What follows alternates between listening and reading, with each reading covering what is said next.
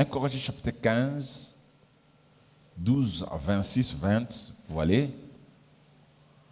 Or, si l'on prêche que Christ est ressuscité des morts, comment quelques-uns parmi vous disent-ils qu'il n'y a point de résurrection des morts? S'il n'y a point de résurrection des morts, Christ non plus n'est pas ressuscité. Et si Christ n'est pas ressuscité, notre prédication donc est vaine, et votre foi aussi est vaine. Il se trouve même que nous sommes de faux témoins à l'égard de Dieu, puisque nous avons témoigné contre Dieu qu'il a ressuscité Christ, tandis qu'il ne l'aurait pas ressuscité. Et si les morts ne ressuscitaient point? Car si les morts ne ressuscitaient point, Christ non plus n'est pas ressuscité. Et si Christ n'est pas ressuscité, votre foi est vaine et vous êtes encore dans vos péchés. Et par conséquent, aussi, ceux qui sont morts en Christ sont perdus. Si c'est dans cette vie seulement que nous espérons en Christ, nous sommes les plus malheureux de tous les hommes. Mais maintenant, Christ est ressuscité des morts, il est les prémices de ceux qui sont morts. Amen. Bénis ta parole, notre Dieu, que cela fortifie, nous oriente, nous bénisse au nom de Jésus. Amen. Acclamons la parole du Seigneur. Acclamons la parole du Seigneur. Nous voulons attester quelque chose sur la résurrection de Jésus. Jésus-Christ est vivant. Jésus-Christ est ressuscité. Quelqu'un peut dire bien amen. Il est vivant. Ah, il est vivant. Notre Seigneur est ressuscité. Ici, c'est un débat. Au Corinthe. Il y a des gens qui ont dit non, Jésus n'est pas ressuscité. Le mort ne ressuscite jamais. Il y avait des groupes en Israël. D'autres groupes croyaient à la résurrection et d'autres groupes ne croyaient pas à la résurrection. Même chez les Grecs, il y avait des groupes qui croyaient, il y a des groupes qui ne croyaient pas. Et alors, ce débat-là, si nous disons que Christ n'est pas ressuscité, c'est quelque chose de dangereux pour nous. Parce que notre foi trouve sa base à la résurrection. Sans la résurrection, la foi n'existe pas. Donc, nous devons attester que Jésus-Christ est ressuscité. Pourquoi? Parce que la résurrection est le fondement de notre message. Le fondement de notre message, c'est la résurrection. Tout ce qu'on peut dire, recevez la guérison, recevez le Saint-Esprit, bénédiction, toutes ces choses-là sont vaines s'il n'y a pas de résurrection. C'est la résurrection qui est le fondement du message. Et les apôtres, quand ils prêchaient que Jésus est ressuscité. Parce que c'est la clé, c'est le cœur de la foi chrétienne. La foi chrétienne trouve la vie dans la résurrection de Jésus. Si les morts ne ressuscitent pas, c'est dangereux. Nous sommes nulle part. Parce que la résurrection atteste que Dieu a le pouvoir sur la mort. Donc s'il n'y a pas de résurrection, Dieu n'a pas ressuscité, n'a pas le pouvoir de ressusciter les gens. Voilà pourquoi, si nous voulons vivre une vie chrétienne efficace, nous devons témoigner, proclamer la résurrection de Jésus-Christ. Amen. Amen. Parce que la résurrection, frère, est en train d'attester l'accomplissement de ce que Jésus-Christ a dit. Il a dit qu'il serait crucifié et qu'il serait mort et il ressusciterait. Le Fils de l'homme sera livré entre les mains des hommes et ils le feront mourir. Et 3 jours après avoir été mis à mort, il ressuscitera. C'est ce qu'il a dit lui-même. Dans Marc chapitre 9, verset 31. Il a dit ça. Que je ressusciterai. Et dire que les morts ne ressuscitent pas, c'est dangereux. Ne pas croire à la résurrection, c'est détruire votre futur, votre avenir. S'il y a des gens qui te disent qu'il n'y a pas de résurrection des morts, je vous dis, ils détruisent votre lendemain. Ils détruisent votre futur. Nous croyons à la résurrection de Jésus parce que c'est l'espérance des croyants. C'est là que se trouve notre espérance. L'espérance des disciples, c'est la résurrection de Jésus. Nous croyons à la résurrection de Jésus parce que c'est notre victoire. Parce que Christ, quand il est mort à la croix, il n'était pas mort pour lui-même. Ce n'est pas en vain qu'on l'a arraché des barbes. Ce n'est pas en vain qu'on l'a mis le couronne d'épines à la tête. Ce n'est pas en vain qu'il a donné son dos, que ça soit labouré. Il a fait ça pour que vous et moi, nous ayons la victoire. Mais comment? Il est mort, on l'a enterré, et 3 jours après, il est ressuscité. Et c'est cette résurrection-là qui atteste que nous sommes vainqueurs. Mourir simplement, sans être ressuscité, ça ne donne pas la victoire. Non. Être flagellé à la croix, mettre la couronne d'épines à la tête et l'enterrer et pour ne pas être ressuscité, ça ne donne rien. Tous ces actes-là, ces œuvres ne serviront à rien. Pour attester qu'il est vivant, il devrait être ressuscité. Et Dieu le Père l'a ressuscité. Quelqu'un peut dire bien Amen. Alors, 1 Corinthiens, l'apôtre Paul est en train de donner les conséquences néfastes du manque de la résurrection. Ces conséquences que l'apôtre Paul est en train de dire, si vous niez la résurrection, voilà ce qui va vous arriver. Voilà ce que serait votre vie. Voilà ce que serait votre avenir. Il a dit, la bonne nouvelle ne serait plus une bonne nouvelle. Ça deviendrait une mauvaise nouvelle. En quoi l'évangile est bon? L'évangile est bon parce que Christ est ressuscité. Vous pouvez dire que par ces maîtrises, nous sommes guéris. Les maîtrises de qui? De celui qui est à la tombe, de celui qui n'est pas ressuscité. Vous pouvez dire, par ces maîtrises, nous sommes guéris. Mais les maîtrises de qui? Celui-là qui a été maîtris. Il est où maintenant? Oh, il est encore dans la tombe. Alors, ce n'est pas important s'il est encore dans la tombe. Ces maîtrises ne peuvent rien faire. Nous avons besoin de maîtriser de celui qui est vivant. Il a été maîtris et aujourd'hui il est vivant. Voilà pourquoi nous pourrons proclamer que nous sommes des grands vainqueurs. C'est ça la bonne nouvelle. La bonne nouvelle c'est quoi? Jésus-Christ est ressuscité. C'est ça la bonne nouvelle. La bonne nouvelle c'est de ne pas recevoir les pains, la guérison. La bonne nouvelle c'est Jésus-Christ est ressuscité. C'est la bonne nouvelle. C'est le cœur de l'évangile. Nous devons proclamer la bonne nouvelle.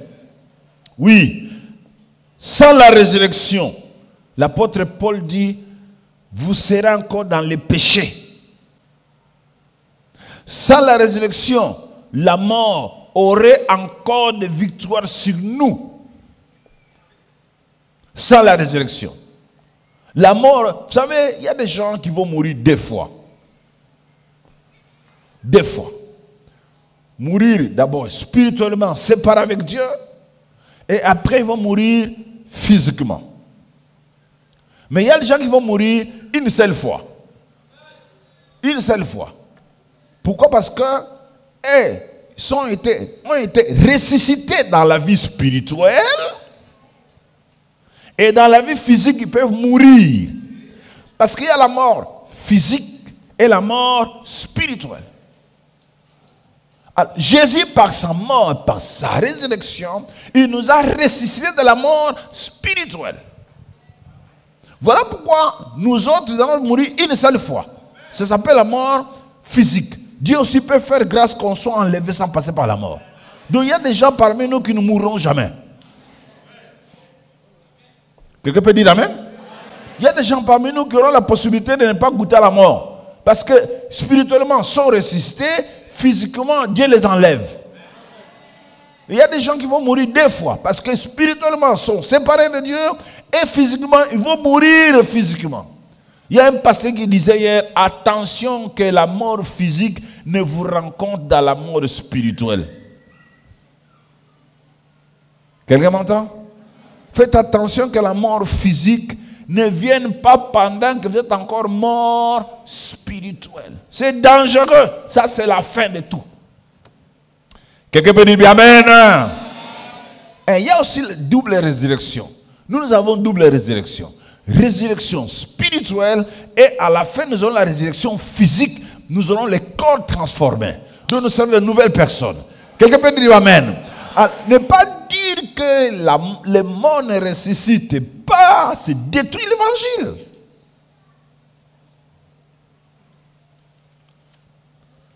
La foi, deuxièmement, la foi en Christ serait sans valeur. La confiance en Christ serait sans valeur. La foi à l'évangile serait vide, stérile, sans valeur, ni but. Croire en Dieu, sans la résurrection de Jésus, sans la résurrection des morts, la foi c'est nul, zéro, stérile, détruit. Plus important. Pourquoi croire? Comment un sauveur mort peut-il donner la vie? Avez-vous déjà vu un sauveur mort donner la vie aux autres? Il n'y a que les sauveurs vivants qui peuvent donner la vie aux morts. Et notre sauveur est vivant. Il est vivant! Dis ça à haute voix. Il est vivant! Proclame ça, c'est ça l'évangile. C'est ça la bonne nouvelle. Un sauveur mort ne peut jamais donner la vie aux vivants. Si votre Seigneur est mort, il est encore à la tombe, je vous dis, vous allez mourir. Venez au sauveur vivant. Il s'appelle Jésus-Christ. S'il n'y a pas de résurrection, frère, c'est dangereux. L'apôtre Paul dit c'est dangereux. Même les héros de la foi sont perdus. Les Enoch, Noé, Abraham, Sarah, Moïse, Rahab, David, tous les prophètes là sont perdus. Qui peut me croire et me dire qu'Abraham est perdu? Qui peut me convaincre que Rahab est perdu? Qui peut me dire que David est perdu? Donc, si Jésus ne ressuscite pas, tous ces héros-là sont perdus. Puisqu'ils ne sont pas perdus, ça signifie que Jésus est vivant. Ce sont des frères qui ont souffert, ce sont des aînés qui ont souffert. Donc ils ont souffert pour des mensonges. Pourquoi souffrir pour des mensonges? On doit souffrir pour la vérité, on ne doit pas souffrir pour des mensonges. Donc ces gens, ces aînés, ces héros qui sont dans Hébreux chapitre 11 sont réellement vivants. Pourquoi? Parce que Dieu les a ressuscités. Quelqu'un peut dire amen, hein? Yeah! Croyez à la résurrection de Jésus. C'est le départ de votre vie nouvelle. Confessez que Jésus est ressuscité. C'est là votre vie nouvelle. Confessez ça. Et l'apôtre Paul dit troisièmement, même les témoins et les prédicateurs de la résurrection seraient des menteurs. Donc les gens qui ont vu Jésus être ressuscité seraient des menteurs. Des gens qui trompent, ils ont trompé. Oh non, ils n'ont pas trompé, ils ont vu Jésus ressuscité. Ceux qui ont dit, prêcher que Jésus est ressuscité, c'est des menteurs, des faux témoins. Ils ont témoigné de mauvaises, des choses inutiles. Frère, c'est dangereux de nier la résurrection du corps humain. Le corps humain, votre corps sera ressuscité.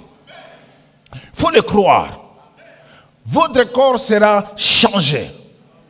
On ne peut pas planter les grains de maïs sans que ça reste dans la terre et sans sortir.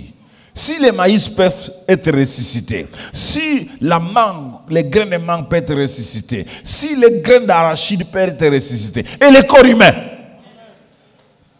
acclame le Seigneur, et le corps humain. Comment peux-tu planter quelque chose à la terre et tu le vois ressusciter, donner de multiples, et tu ne crois pas que votre corps sera ressuscité? Frère, croyez que votre corps sera ressuscité. C'est là l'espérance des chrétiens. C'est là la bonne nouvelle. C'est ça la bonne nouvelle.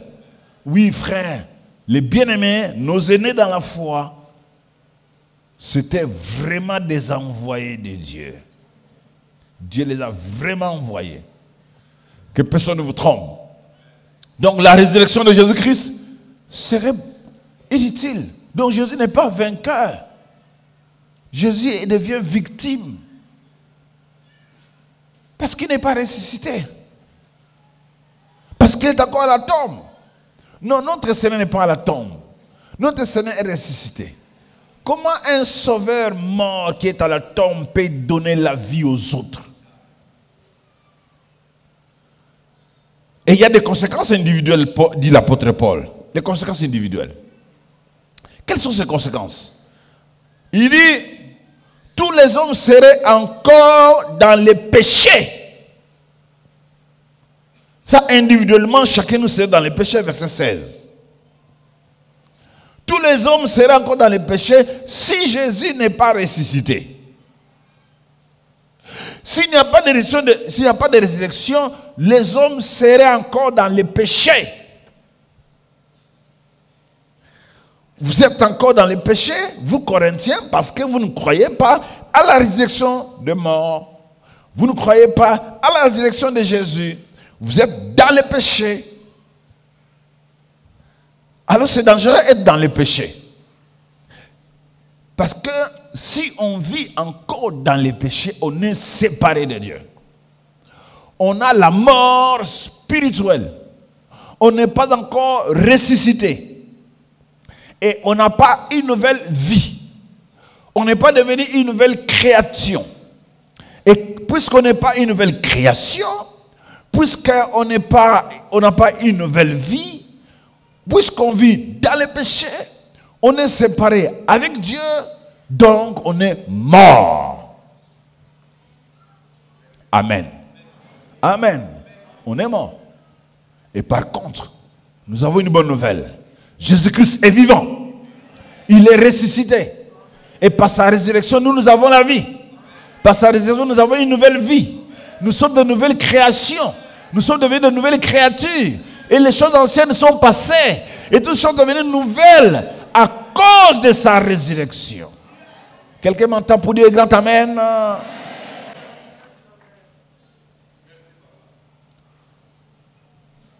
Christ est ressuscité, frère. Croyez à la résurrection de Jésus. C'est le fondement, c'est votre cœur, c'est le fondement de votre vie. Tout commence par là. Comment chercher la guérison auprès de celui qui n'est pas ressuscité? Comment chercher le pardon du péché auprès de celui qui n'est pas ressuscité? Comment être justifié auprès de celui qui n'est pas ressuscité? C'est impossible.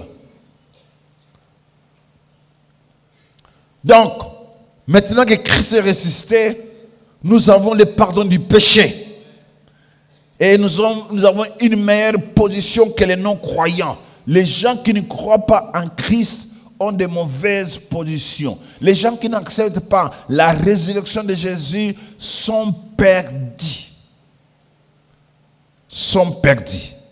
Amen. Une autre conséquence individuelle, il dit, tous les croyants du passé seraient perdus. Donc les Abraham, tous sont perdus. Mais ils ne sont pas perdus, ils ont la vie. Ils sont vivants. Ils avaient été tourmentés. Donc ils ont une vie sans espoir. Comment croire avec tel message que Christ n'est pas ressuscité? Notre conséquence, les chrétiens seraient les plus malheureux sur la terre. Les hommes les plus malheureux sur la terre des hommes seraient des chrétiens. Pourquoi on devient malheureux? Parce que Christ n'est pas ressuscité. Et nous avons mis notre espoir à la résurrection de Jésus. Et nous sommes dit, Jésus est ressuscité, j'ai une nouvelle vie. Je ne peux pas faire ceci, je ne fais pas cela, je ne m'en vais pas là-bas. Nous nous privons de beaucoup de choses, nous nous abstenons de beaucoup de choses. Pour quelqu'un qui n'est pas ressuscité, frère, shalom. Shalom. Shalom. On ne boit pas ceci, on ne fait pas là-bas, je ne peux pas prendre cela. Parce que pour quelqu'un qui n'est pas ressuscité, nous on est malheureux. On vient dans les églises, on donne des aumônes, on donne des offrandes, on donne des dîmes. Pour quelqu'un qui n'est pas ressuscité, donc nous sommes les plus malheureux. Qui nous a trompés comme ça? Qui nous a donné, qui nous a mené, qui nous a séduit comme ça pour que nous puissions suivre quelqu'un qui n'est pas ressuscité, qui est mort? Mais la bonne nouvelle, Jésus-Christ est vivant. Il est ressuscité. Et nous sommes du bon côté. Nous avons une bonne position. Quelqu'un peut dire Amen. Et nous sommes sauvés. Nous avons la vie et la vie éternelle. Acclame le Seigneur notre roi. Alléluia. Nous avons une très bonne vie. Nous ne sommes pas des malheureux. Nous sommes des personnes heureuses. Nous avons la vie et la vie, une bonne vie. Nous ne sommes pas des malheureux. C'est eux du monde qui sont malheureux. C'est eux qui sont tourmentés par les démons. C'est eux qui sont maltraités par les péchés. C'est eux qui sont tourmentés par la culpabilité. C'est eux, les non-croyants. Mais nous qui avons accepté Jésus, nous avons une bonne vie. Amen. Donc ça, la résurrection, frère, c'est dangereux. Nous serons sans sauveur, ni pardon du péché, ni évangile, ni la foi, ni la vie, ni l'espoir. Oh mon Dieu! Sans la résurrection, il n'y a pas de sauveur. Sans la résurrection, il n'y a pas le pardon du péché. Sans la résurrection, ni l'évangile, ni la foi, ni la vie, ni l'espoir. Je ne sais pas si vous comprenez ces choses. Bien-aimé, shalom. Shalom. Quand on n'est pas pardonné, quand vous n'êtes pas pardonné par Dieu, vous êtes les plus malheureux du monde. Mais nous sommes pardonnés par le Seigneur. Nous avons l'espoir. Nous avons un sauveur qui s'appelle Jésus-Christ. Et il est vivant. Et il est ressuscité. Il est à la droite du Père. Et les gens l'ont vu. Les gens l'ont témoigné. Les gens l'ont dit. Il est sauveur. Il est vivant. Et il agit. Il est présent au milieu de nous. Amen. Amen. Donc voilà, en tout ça, nous disons que la résurrection est le cœur de l'évangile. Je ne sais pas si vous comprenez le cœur. Moi, je comprends le cœur parce qu'on m'a opéré le cœur. Quand on m'a enlevé le cœur, on a mis ça sur la table. J'étais là endormi, je ne sais pas j'étais où. Pendant des heures et des heures, je ne savais plus ce qui s'est passé. J'étais là, perdu. Donc quand tu n'as pas le cœur, tu es perdu. Tu es mort. Que Dieu te parle de cette opération du cœur. Il ne faut pas dire que je te vis sans cœur, ça ne marche pas. Notre évangile, sinon notre évangile n'a pas le cœur, ça ne marche pas. Et ce cœur, c'est la résurrection de Jésus. Quelqu'un peut dire Amen. Cette résurrection, c'est ce qui est la base de notre vie. Acclamons le Seigneur. C'est la base de notre vie. C'est la résurrection. Amen. Écoutez ce qu'il dit dans le verset 20, 1 Corinthiens 15. Mais maintenant, Christ est ressuscité des morts. Il est les prémices de ceux qui sont morts. Waouh! Lisons ça à haute voix tous ensemble. Maintenant, Christ est ressuscité des morts. Il est les prémices de ceux qui sont morts. Les prémices de ceux qui sont morts. C'est qui? C'est Christ. Donc Christ est la portion de notre corps. Christ est devenu une portion de la résurrection. Puisque nous, Christ est ressuscité des morts, il est le premier de ceux qui sont, morts, de ceux qui sont. On dit bien de ceux qui sont, de quiconque mort, de n'importe qui. Mort, c'est-à-dire mort spirituelle, séparation avec Dieu, de quiconque qui est mort spirituellement. Cet homme-là qui est mort spirituellement, il a quelqu'un qui s'appelle prémisse. Et cet homme-là s'appelle Jésus-Christ. Donc il est ressuscité avant vous pour que vous puissiez ressusciter après lui. Alléluia. Donc il est le premier ressuscité de notre lignée. De notre lignée, le premier ressuscité, c'est Jésus. Puisqu'il est ressuscité, moi aussi, je suis ressuscité. Pas serré, je suis. Quelqu'un m'entend? Est-ce qu'il y a quelqu'un qui est ressuscité parmi nous? Qui a reçu la résurrection des morts? Oh frère Shalom. Il y a quelqu'un qui a déjà reçu la résurrection des morts? Oui. Nous avons la résurrection des morts. Nous sommes ressuscités parmi les morts. Il y a plein de morts. Les hommes qui ne connaissent pas Dieu sont morts. Et nous avons été ressuscités de cela.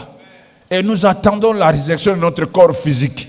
Mais spirituellement, nous sommes déjà ressuscités. Nous sommes déjà quittes. Sûrs des lendemains. Sûrs de l'avenir. Sûrs des futurs. L'assurance de la vie future, nous l'avons. Nous savons où nous partons. Nous savons qui serons-nous. Nous savons où est-ce que nous allons habiter. Nous avons des places où nous allons vivre. Nous savons qui va nous accueillir. Nous savons ce que nous allons devenir demain. Nous ne vivons pas une vie sans espoir. Il y a un frère qui peut dire un amen. Nous savons où est-ce que nous allons. Nous savons où est-ce que nous allons. Nous savons. Nous savons. Le chemin est ouvert pour nous. Nous partons avec Jésus. Nous savons ce que nous allons vivre. Dans quel endroit nous allons vivre. À quelle cité nous vivrons. Et là, à la cité là, il y a un constructeur qui construit des maisons où nous allons vivre. Jésus construit des maisons où nous allons vivre. Nous savons ce que nous serons. Nous n'allons pas mourir physiquement pour rien comme ça. Non. Alléluia. Alléluia. Oui, nous savons, frère. Nous avons l'espérance. Quand nous quitterons ce corps, nous aurons notre corps. Bien que ce corps qui est dans les tourments, ce corps qui souffre un peu, qu'on peut opérer par un docteur qui peut ouvrir votre cœur, il opère, pas de problème. Mais ça va pourrir un temps. Est-ce que Lazare était encore mort? Lazare, il est où maintenant? Hein? Lazare ressuscité était mort? Oui, nous aussi, nous allons mourir. Même si tu es guéri d'une maladie aujourd'hui, tu mourras. Quelqu'un m'entend pour dire amen? Tu mourras. Et quand tu mourras, tu ne vas pas aller nulle part. Tu connais où tu dois partir. Il faut connaître où tu irais après la mort. Il faut avoir une adresse complète. Quelqu'un peut dire amen, hein? Tu ne peux pas te présenter à l'immigration, te dire, monsieur, tu vas où? Oh, je suis venu en France. Donne l'adresse. Oh, nulle part. Tu vas où? Quelle adresse? Oh non, nulle part. On va te faire entrer. Hein? On va te faire entrer. L'immigration va faire quoi? Il dit, monsieur, tu ne sais pas où tu vas. Retourne d'où tu viens. Nous savons où est-ce que nous allons. Quand nous allons arriver à l'immigration spirituelle, on dit, tu vas où? Je m'en vais au ciel. J'ai une maison là-bas. Jésus est allé préparer. J'ai une adresse là-bas. Et je pars là-bas. Donc la silence avec que tu parles, l'homme de l'immigration dit, au moins toi tu connais, va chez ton père. Amen. Sinon, il va te faire retourner dans ton pays du péché. Il dit, retourne dans ton pays du péché. Toi. Tu ne connais pas où tu vas. Frère, si tu ne sais pas où est-ce que tu vas aller après la mort, tu es perdu. Tu es mort. Tu as des problèmes. Tu vis sans espérance. Amen. Il est, Jésus-Christ, les prémices de ceux qui sont morts. Nous ressemblerons à son corps. Nous aurons un corps fantastique. Pas ce corps que le docteur est en train de... Pas ce corps-là. Non, plus besoin de ce corps-là. Où les humains peuvent prendre un pistolet et faire ça n'importe quoi. Ils trouvent ça partout. Et vous voulez ce corps-là. Ce n'est pas ce corps-là que nous avons besoin. Nous avons besoin d'un corps glorieux. Quelqu'un peut dire amen. Un corps glorieux. Un corps qui ne tombera jamais malade. Un corps qui ne va jamais mourir. Un corps qui ne prendra pas le transport. Avec ce corps-là, je peux quitter Kinshasa directement à Paris. Sans visa. Avec ce corps-là. Comme Jésus-Christ. Il est venu au milieu des disciples enfermer les peureux. Il est entré dans cette maison. Que la paix de Dieu soit avec vous. Je ne parle pas de ce que les gens font aujourd'hui. Sortir de leur corps et partir. Ce n'est pas de ça que je parle. Moi, je n'en ai pas besoin de cela. Moi, je veux que mon corps soit un corps glorieux. Un nouveau corps. Pas ce corps ici. Je dis pas ce corps ici. J'en ai marre de ça. Oh, trop de interdits. Oh, il ne faut pas boire pas de quantité d'eau. Il ne faut pas boire il faut faire beaucoup de gymnastique. Pour que, mais avec ce corps-là, oh, laisse frère.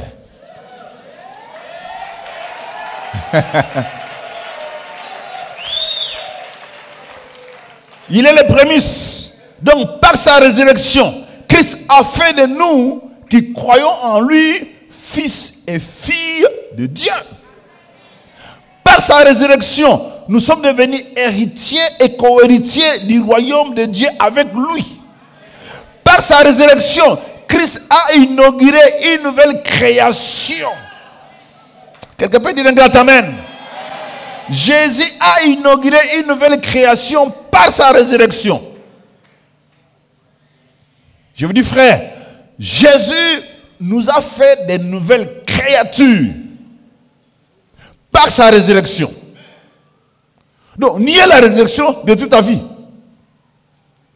Par sa résurrection, Jésus, il nous fait entrer dans une nouvelle vie. Par sa résurrection, nous avons une nouvelle vie. La nouvelle création. C'est pourquoi on dit, si quelqu'un est en Christ, devient une nouvelle créature. Si votre corps est malade aujourd'hui, le corps qui périt là, le corps de corruption que moi j'ai, ce corps ici, il faut porter costume, tout ça. C'est un corps de corruption.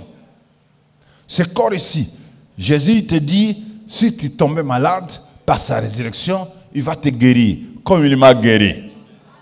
Avec garantie de 20 ans de vie. Quelqu'un peut dire amen? On t'a déjà donné la garantie de vie? 20 ans. Acclame le Seigneur. Oh Jésus, par sa résurrection, le Seigneur, il a éradiqué la mort. Par sa résurrection, il a éradiqué la maladie et la pauvreté. Il a annulé toutes ces choses. Il a mis ça de côté. Nous n'allons plus mourir. Frère, est-ce que vous m'entendez? Nous sommes vivants. Nous avons une vie éternelle. Nous n'allons plus mourir. Non, la mort pour nous, ça n'existe plus. Parce que nous sommes ressuscités. Si vous êtes là, vous avez accepté Jésus-Christ dans votre vie, vous avez la résurrection. Vous n'allez plus mourir. Lorsque votre corps va vieillir, ça va dormir. Ça va rentrer à la poussière. C'est seulement dormir. Quelqu'un m'entend pour dire amen? C'est ce que Jésus-Christ a dit. Allons, Lazare fait quoi? Waouh, Lazare dort. Il y a un jour que je vais dormir. Ma soeur dort. Hein, dort. Sommeil profond. Quelqu'un peut dire amen? Lazare dort. Mais chez vous, vous dites Lazare? Voilà la différence. Lazare dort. Donc chez nous, la mort a été complètement éliminée par sa résurrection. Nous avons une nouvelle vie. Par sa résurrection, Jésus nous a donné la paix. Et la paix sur cette terre. Peu importe ce que tu vas vivre. peu importe les circonstances, Jésus te donnera la paix. Il est venu rencontrer ses disciples enfermés, fuir les pharisiens. Et enfermés dans Jean 29, enfermés. Qu'est-ce qu'il y a? Les pharisiens veulent nous tuer. Les pharisiens veulent nous faire ceci. Il entre avec son corps glorieux. Wow. Que la paix soit avec vous. Les hommes troublés par manque d'argent, que la paix soit avec vous. Les hommes troublés par la maladie, que la paix soit avec vous. Les hommes troublés par la peur des sorciers, que la paix soit avec vous. Les hommes troublés par la peur des démons, que la paix soit avec vous. Que la paix soit avec vous. Vous qui avez peur de votre oncle, que la paix soit avec vous. Vous qui avez peur de votre chef, que la paix soit avec vous. Vous tremblez devant votre chef du boulot. Chef. Que la paix soit avec vous. La résurrection accorde la paix. Puisqu'il est ressuscité, j'ai la paix. La paix du lendemain. La vie future est en paix. Je n'ai pas peur de l'avenir. Quelqu'un peut dire amen. Je souris de l'avenir. Quand je vois l'avenir, que je suis en train de sourire. Mon lendemain est bon. Ma vie future est meilleure. Ouh, j'ai une meilleure vie future.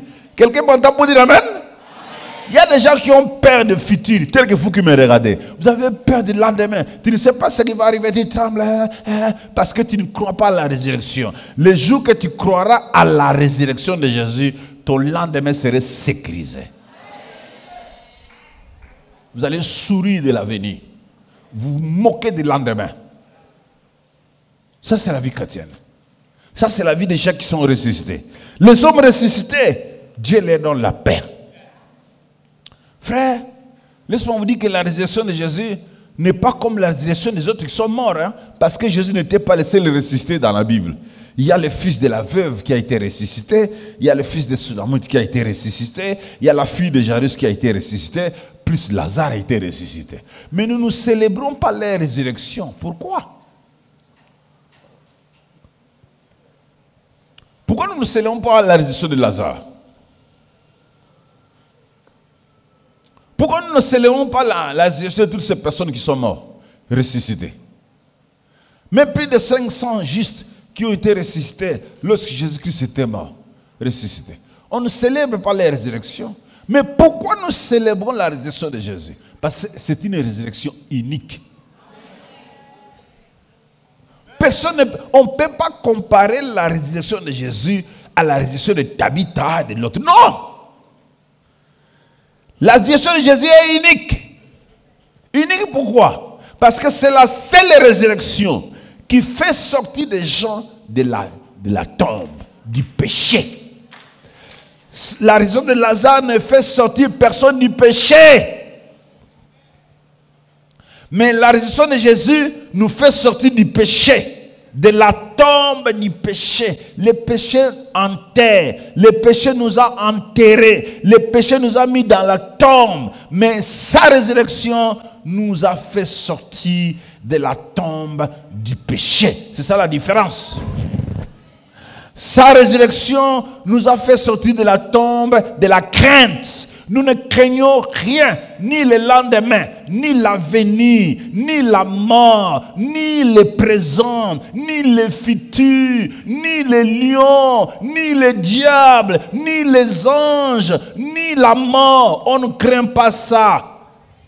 Nous dit l'apôtre Paul dans Romains chapitre 9, 8. C'est très important de comprendre que nous avons une belle vie. Jésus, par sa résurrection, il a complètement changé notre vie. On n'a pas peur ni du lendemain, ni de l'avenir. Quelqu'un m'entend? Vous avez déjà lu ce verset? Hein? Romains 8, 28. Nous savons, du reste, frère, que toutes choses concourent au bien de ceux qui aiment Dieu, de ceux qui sont appelés selon son dessein. À ceux qu'il a connus d'avance, il les a aussi prédestinés à être semblables à l'image de son Fils, afin que son Fils fût le premier-né entre plusieurs frères. Il est le premier-né. Amen, hein? Que dirons-nous, verset 31? Que dirons-nous donc à l'égard de ces choses? Si Dieu est pour nous, qui sera contre nous? Lui qui n'a point épargné son propre Fils, mais l'a livré pour nous tous, comment ne nous donnera pas aussi toutes choses avec lui? Qui accusera les élus de Dieu? Dieu qui justifie. Qui les condamnera? Christ est mort. Bien plus, il est ressuscité. Il est à la droite de Dieu et il intercède pour... Qui nous séparerait de l'amour de Dieu? Et ce serait la tribulation? Non. Dites, quand moi je lis, toi tu dis non. Et ce serait la tribulation, l'angoisse, la persécution, la faim, la nudité, les périls, l'épée. Rien! Ni les anges, ni les démons, ni les anges déchus ne font pas peur aux chrétiens. Ni les sorciers, ils ne font pas peur aux chrétiens. Ni le diable, il ne fait pas peur aux sorciers parce que le diable est en train de mordre la poussière. Il a mordu la poussière, il continue à mordre la poussière. Il est sous notre talon. Quelqu'un peut dire amen. Par sa résurrection. Comment tu peux dire que Christ n'est pas ressuscité? Tu te détruis. Donc, par sa résurrection, bien-aimé, laissez-moi vous dire, Jésus-Christ préfigure notre future résurrection. Il est en train de voir comment nous serons ressuscités dans notre corps. Nous avons été déjà restés dans notre vie spirituelle, maintenant c'est dans notre corps. Donc, nous avons de l'avenir, frère.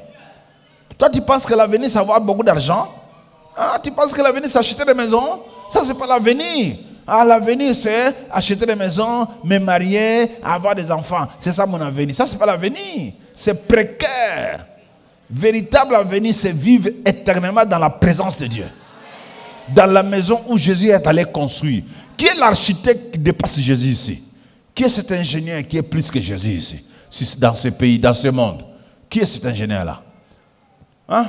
Jésus, depuis qu'il est là, il a commencé à construire. Jusqu'aujourd'hui, il continue à construire. Dès que la construction va finir, il viendra te prendre. Il va construire des meilleures cités qui dépassent Séoul, qui dépassent les États-Unis, qui dépassent toutes ces villes-là. Toutes ces villes-là. Même Paris est sale. Tu sais ça? Paris est sale. Très sale, plein de poubelles. La ville de Jésus qu'il construit. Une ville propre. Très propre. On n'a pas besoin de métro là-bas. On n'a pas besoin de métro. Parce que nous-mêmes, nous sommes des métros. Partout où je vais, je pars. Quelqu'un peut dire amen. Tu aspires à aller dans les métros. On va faire encore ta métro, frère. Moi, je te dis, Jésus veut te transformer en métro. Ou toi-même, tu peux partir. Il n'y a pas un mur qui va te bloquer. Il n'y a pas des choses qui vont te bloquer. Tu peux filer vite. C'est ça l'avenir. Si aujourd'hui tu manques ce que tu as là, ne pleure pas, dis Seigneur, je sais, tu as un plan pour moi. Au moment opportun, tu vas me donner ce que tu vas me donner. Mais ma vie, c'est là. Amen. Ma vie, c'est là-bas. La résurrection de Jésus-Christ, c'est le message du chrétien. C'est le message des apôtres. Les apôtres ont prêché la résurrection de Jésus. Aujourd'hui, le message complètement changé. Aujourd'hui, nous prêchons autre chose. Nous prêchons les biens matériels. Tout est tourné sur les biens matériels. Nos messages d'aujourd'hui. Mais les messages des apôtres, commençant par Actes chapitre 2. La descente du Saint-Esprit. Pourquoi le Saint-Esprit est descendu? Parce que Jésus était arrivé. S'il n'était pas arrivé, le Saint-Esprit n'allait pas descendre. Le Saint-Esprit, c'est la lettre de Jésus aux disciples. Il dit, pour vous attester que je suis arrivé au Père, je vous envoie ma lettre. Et cette lettre-là, c'est le Saint-Esprit. Quand il est arrivé, les disciples ont lu la lettre et dit, oh, notre Seigneur est arrivé. Donc, c'est le résultat de sa résurrection. Quelqu'un peut dire amen, hein? Donc, tu ne peux pas recevoir le Saint-Esprit, vous qui n'êtes pas encore ressuscité. Jamais, tu ne peux pas. Le Saint-Esprit pour ceux qui sont ressuscités. Le Saint-Esprit vient attester que Jésus est arrivé au Père. Il est arrivé au ciel. Il est attesté. Vous, quand vous partez dans le voyage, dès que vous arrivez, vous faites quoi? Un bon citoyen bien éduqué. Quand il voyage, il arrive, il fait quoi? Il appelle. Il dit, je suis arrivé, voilà, ceci. C'est ça un homme éduqué. Mais les hommes qui ne sont pas éduqués, impolis. Dès qu'il arrive là-bas, il se tait. On ne sait pas comment l'atteindre. Il n'y a plus de communication avec les gens qui l'ont envoyé. C'est fini. Mais les hommes éduqués comme Jésus-Christ, dès qu'il arrive, il vous envoie une lettre. Le Saint-Esprit, il dit, recevez le Saint-Esprit. Et les disciples l'ont reçu avec joie. Vous avez aussi le Saint-Esprit, vous aussi? Ah, qui a déjà reçu la lettre de Jésus? Le Saint-Esprit, vous l'avez aussi? Frère, vous avez le Saint-Esprit là-bas? Le Saint-Esprit est la lettre qui nous dit que Jésus est arrivé au ciel. Voilà pourquoi mes disciples, Pierre s'est mis debout. Il a prêché 3000 âmes qui ont cru à la résurrection de Jésus. Frère, que ferons-nous? Il pose la question. Ah, croyez à celui que vous avez crucifié. Il est vivant. C'était scandaleux. Pierre, c'est quoi tu dis? Croyez à celui-là. Mais c'est un brigand. On l'a tué. Non, il n'est pas brigand. Il est vivant. Il est vivant. 3000 les mêmes jours ont cru à la résurrection de Jésus. Vous, aujourd'hui, vous croyez à quoi? À votre paix, n'est-ce pas? À l'obtention du visa. Recevez le visa. Amen. Ouvrez votre poche, que votre poche soit remplie de l'argent. Appelle l'argent. L'argent entre. L'argent entre. L'argent venez. Au nom de Jésus, l'argent entre dans ma poche. Je suis gonflé. C'est des illusions. On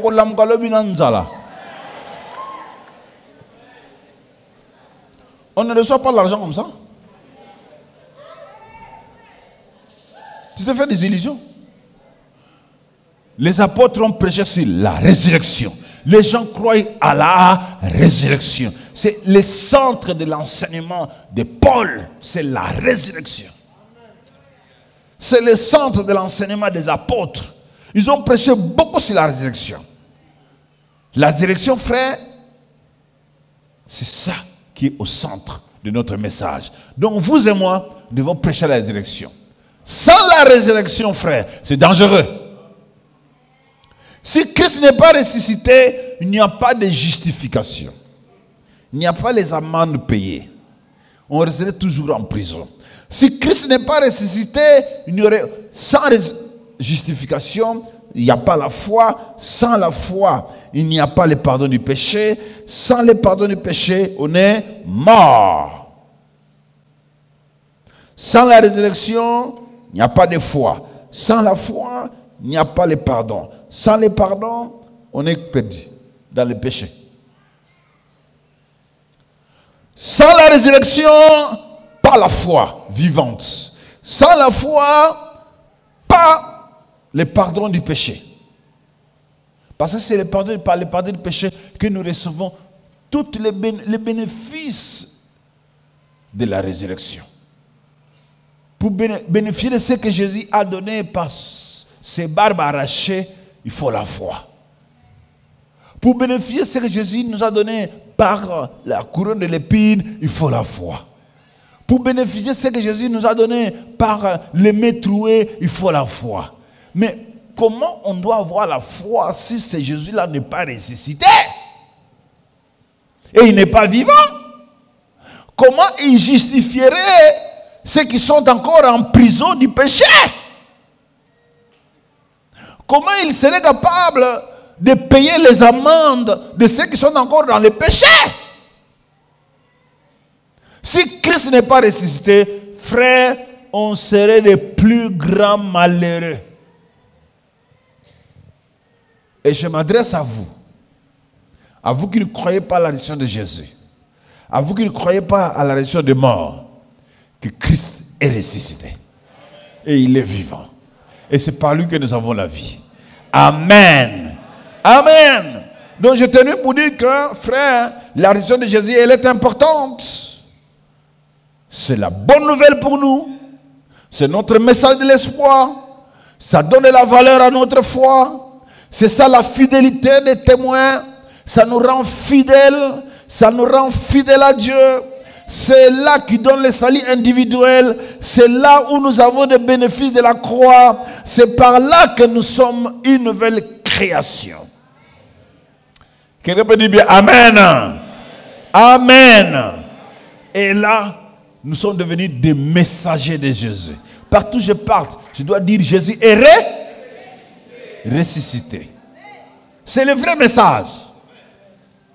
Jésus est ressuscité. Parce que quand tu dis Jésus est ressuscité, toute personne qui croira à cette résurrection aura la résurrection de sa vie spirituelle et de sa vie physique. Spirituelle et physique. Et tous les bénéfices de la croix lui appartiennent. Mais si tu ne prêches pas la résurrection, c'est difficile. Ne commencez pas d'abord par les bénéfices de la croix. Si celui qui a donné ces bénéfices, vous ne croyez pas à sa résurrection. Quelqu'un m'entend pour dire Amen. J'aimerais que nous puissions incliner nos têtes et dire merci au ressuscité du troisième jour. Et dire merci au ressuscité du troisième jour. Il y a quelqu'un qui m'entend? Inclinez nos têtes.